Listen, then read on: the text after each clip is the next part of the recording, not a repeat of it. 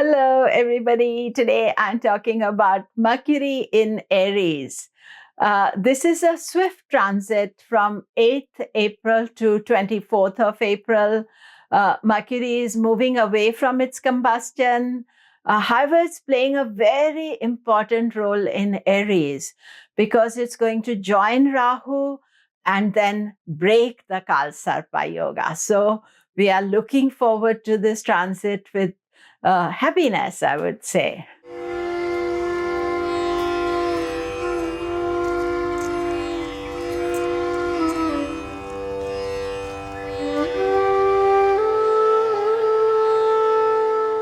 Hello, I'm Komilla Sutton, and we are talking Mercury in Aries. Do remember to subscribe, press the bell notification. So, Mercury in Aries is one of those very important transits. It is in a new sign. It remains in Aries only from 8th April to 24th. So, it's not very long. However, it is doing a very important job in Aries. Since the last few months, since December, we have been in an intermittent Kal Sarpa Yoga, and all the planets have been hemmed in one side of Rahu Ketu. And then, along with all the other transits, this was quite complicated for all of us. Mercury going into Aries, and on 12th of April, Rahu goes into Aries. So Rahu will retrograde back and to Aries, and Mercury is going forward. And on 24th itself, Mercury is going to conjoin Rahu. So this is the first conjunction with Rahu when Rahu is in Aries, and Mercury will push past Rahu and go into Taurus and break the Kal Sarpa Yoga. So this is really a very important role that Mercury is playing. It is not going to be combust. It is in a little bit of a difficult position before that, because when Sun goes into Aries on 14th of April, then Mercury is stuck between Sun and Rahu, because one side is Rahu, the other side is the Sun.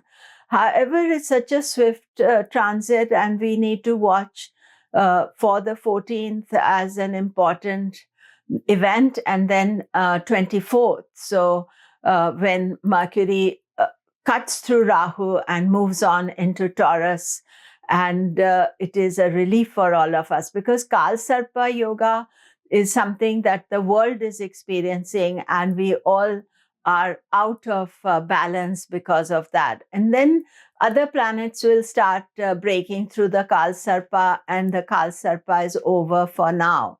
However, this is a big job that Mercury is doing.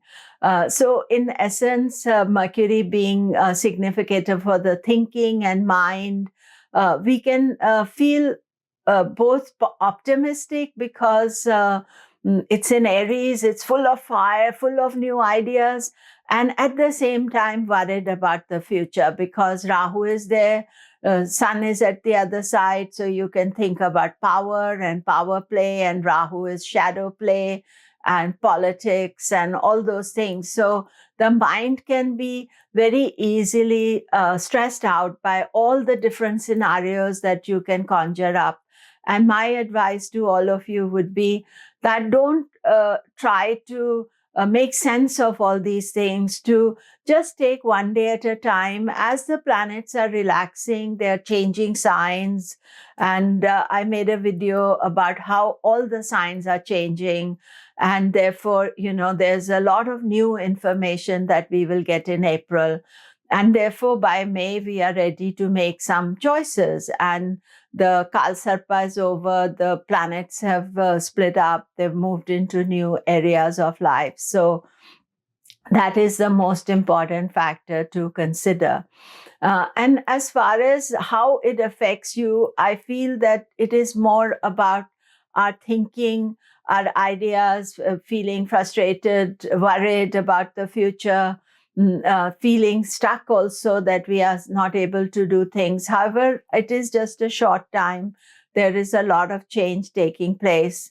and to understand that. And I think that the two signs that are ruled by Mercury, Gemini and Virgo, they are the ones who have to pay special attention. For Gemini, this transit is happening in their 11th house. So 11th house is house of profit. It's generally a good area for transits to take place. But still the Rahu conjunction 24th, something to watch out for.